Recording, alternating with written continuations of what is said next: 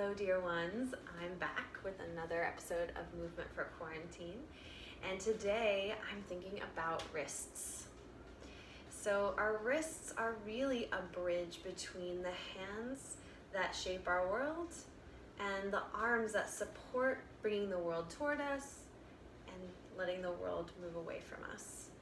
So our wrists play an important role, and they often get pretty gunked up. If you're like me, sitting on the computer or doing yoga, being weight bearing on the hands, anything like that can cause a lot of strain on the wrists. If you're a mom, oh my goodness, so much carrying and lifting and mobilizing your wrists to do the lifting puts so much pressure on those wrists. So today we're here just to tend to them. I want to kind of contextualize this a little bit. Our wrists are the bridge, and our hands are the shapers, right? The shapers of our world, and they have the power to flex and bring the world to us, or to extend and release the world away from us, right? They also have the power to reach, to gather something in, and then of course release back out, right? So we have this power of flexion and extension in our hands. Very often we work a lot in the flexor tone of our body, which means the front of our body, the front of the hands, the front of the body. There's a lot of tension that we build up because we are forward moving beings. Because we are in this direction, we tend to kind of curl into that direction. So extension can be a little bit unfamiliar sometimes when we're working with the hands as well as the front of the body, right? So we do a lot of extension work in the shoulders and in the spine. We got to do it in our hands too. So to start off with, I just want to acknowledge this movement, right? That the hand, when it contracts, it domes. The very center of my palm domes, and as I extend, it flattens and widens, right? If you think of a jellyfish, our hand has that same quality. So this dome is really important. It helps create a lift that runs through the wrist and through the rest of the joints, all the way up to the spine. So even though we're weight bearing, and today we're working on weight bearing with the wrists, there's a sense of upliftedness within that central channel through our arm. So we're gonna tap into that as well. We're gonna come onto hands and knees. So if you have your mat, if you have a towel, just even something cushiony for your knees is good. And I'm gonna go ahead and put my palms on the ground. And we're gonna start by just kind of making a circle. And I wanna trace the outer rim of my palm.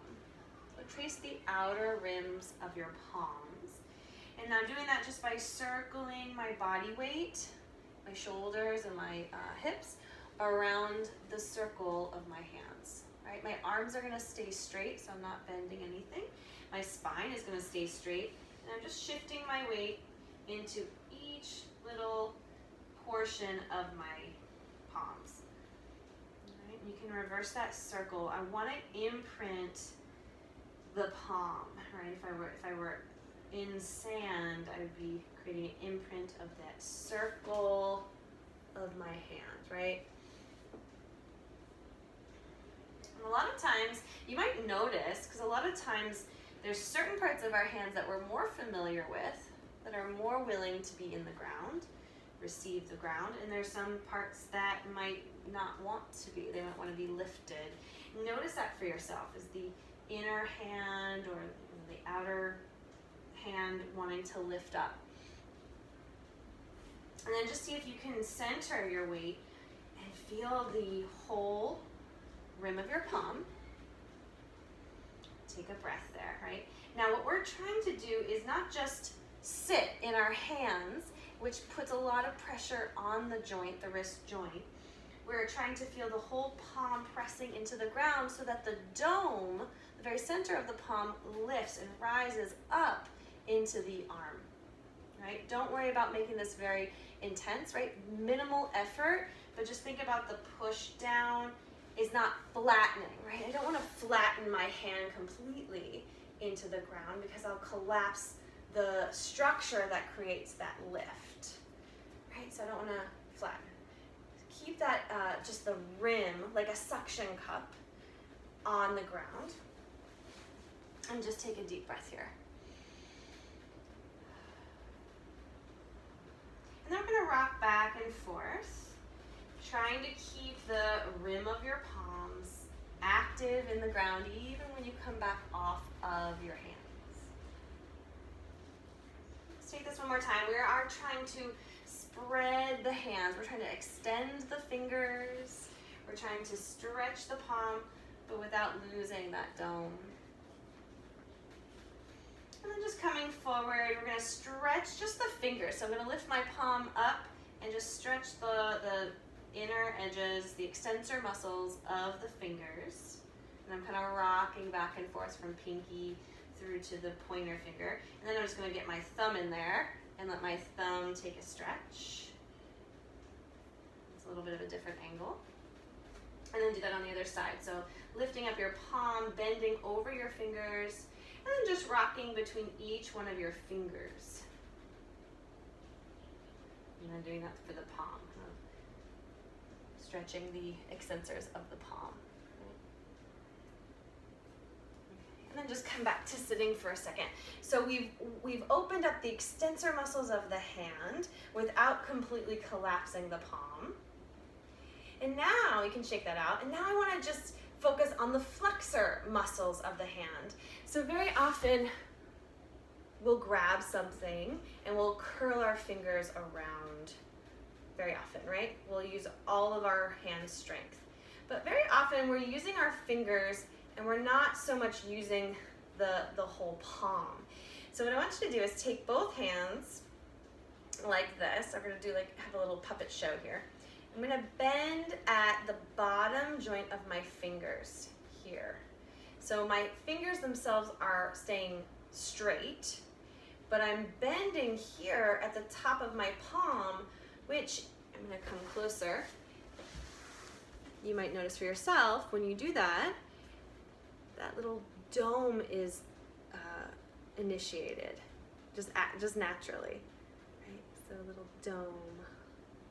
Remember this, the dome of your palm. So it activates when we bend at this bottom knuckle of the hand. So do that a few times. It feels a little funny to me, like I'm a puppet. But it is activating those flexor muscles in the hand that we don't always use. If we use these muscles of our fingers, you can see how I don't really have that dome as much here. So we're going to work the flexor muscles of the hand as well as the extensor muscles of the palm, right? So sorry, the flexor muscles of the palm and the extensor muscles of the fingers, because we're stretching the fingers, together on the floor. All right, we're going to see how that feels. So come back to hands and knees.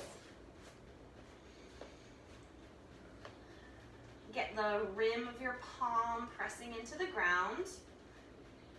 And there's often a cue of splaying your fingers as wide apart as possible. Now that creates some destabilization in the hand and in the wrist, because you're taking what is a natural pathway from the finger into the wrist, and you're spreading it out. You're putting pressure on different angles that don't really link into the wrist so well. So you want your hand to be extended, your fingers to be extended, but not splayed apart when you're on your hands and knees.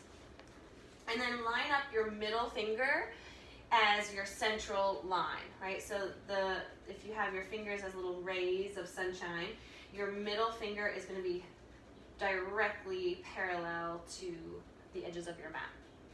Okay.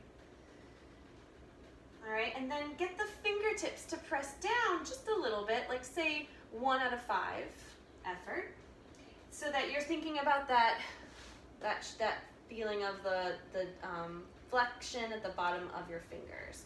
So that energy, isometrically, right, because you can't really move your hands off the floor. So a little effort from there creates that dome that we were talking about earlier. And then you have the outer rim of your palm also anchored. And so then once more, just take a little rock back and forth with all this support of your hand. It's an active hand, so your wrists should be able to move, and you can move side to side. They should be able to move freely, I'll do my circles now, without added weight bearing down into the joint. I don't want to feel that my arm is just collapsing into my wrist, but feel this energy rising up. So bring your elbows right over your wrists, and from the dome of your palm, imagine that energy rising up through the center of your wrist, through the center of your elbow, into the center of your shoulder.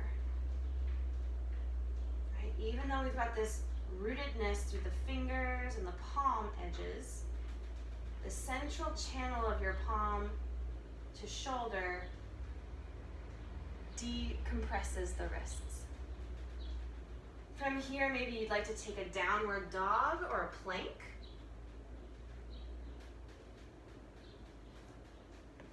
Or maybe you'd like to play with hands and knees position. But seeing if you can really, the plank is the most challenging, right? So the biggest test. But even if you want to just send a leg out on hands and knees, seeing if you can continue to feel that lift through the center part of your arm, from palm to shoulder.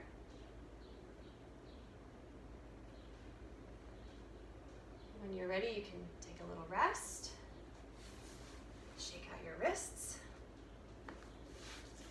So this material is so great in preparation for a yoga class, or before your plank challenge, or just general maintenance and health of your wrists.